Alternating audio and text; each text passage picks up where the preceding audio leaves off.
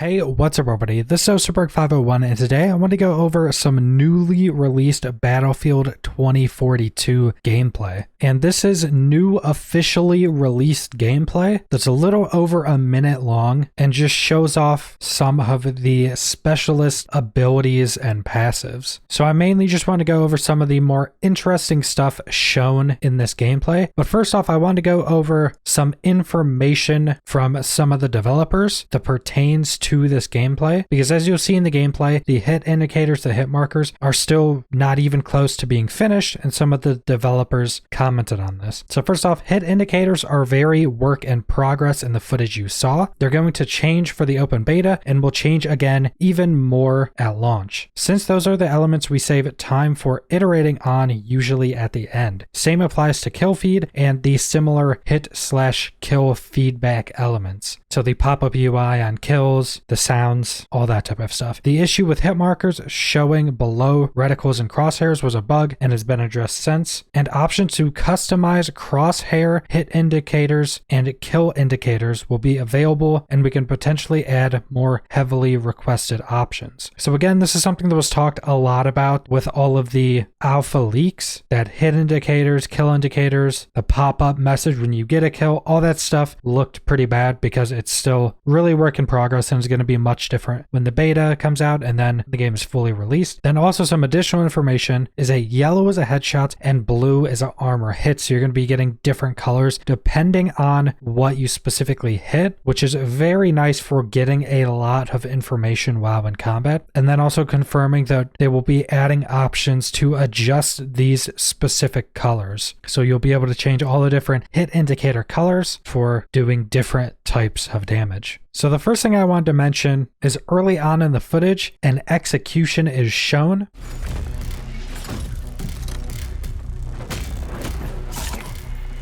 Which shows us that executions are going to be in third person, which for whatever reason became a really big talking point in the community. I'm not exactly certain why, because I don't think there's really a big issue with having these third person execution animations. So many games currently out, such as Apex Legends, and so many games in the past, even a decade plus ago, have had third person executions or finishes like this, and they really haven't been an issue. The only issue I could see with something like this is if you do these third-person executions and there's some issues with terrain. So say if you're up against a wall, maybe you'll clip through the wall, be able to see through it, stuff like that, or maybe it will move where your character is once you come out of that execution. So say if you're on a ledge, you execute somebody and then it puts you in a different position than you started in and you fall off the ledge. That stuff is usually pretty easy to fix, and I really don't see that big of an issue coming from these third-person animations, and most likely there's going to be a lot of customization when it comes to doing different executions. So next up, we have a pretty big change to Maria Falk and her specialty pistol. So before, this healing pistol would allow her to revive any teammates at whatever range she could hit them at. But now what's shown in this footage is that she can only heal herself and then heal allies at range.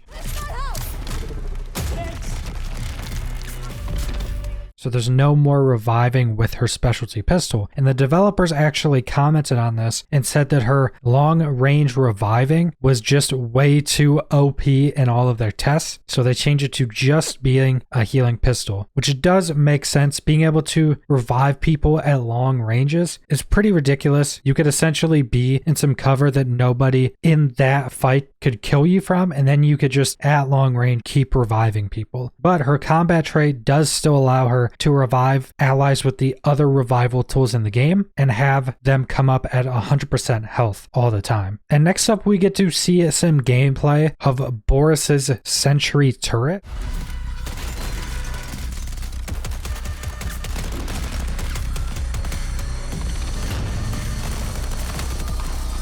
Which is his main ability. He gets to place down this auto turret that will find targets and just start shooting them. And it looks like this turret takes around 2 seconds to start firing on a target after being placed. Now, I'm not sure if it's already been placed, if acquiring new targets will be quicker than that, but from what we can see in this footage, it looks to be right around 2 seconds to where it'll start firing on the target it's acquired, but it does seem to do quite a bit of damage and kill enemies pretty quickly. So it's seems like this turret could definitely do a good bit of damage to infantry if it's placed in a good position and if it's not taken out super quickly, because it looks like it's killing enemies in only a handful of shots. And then we get to see Casper's OVP recon drone.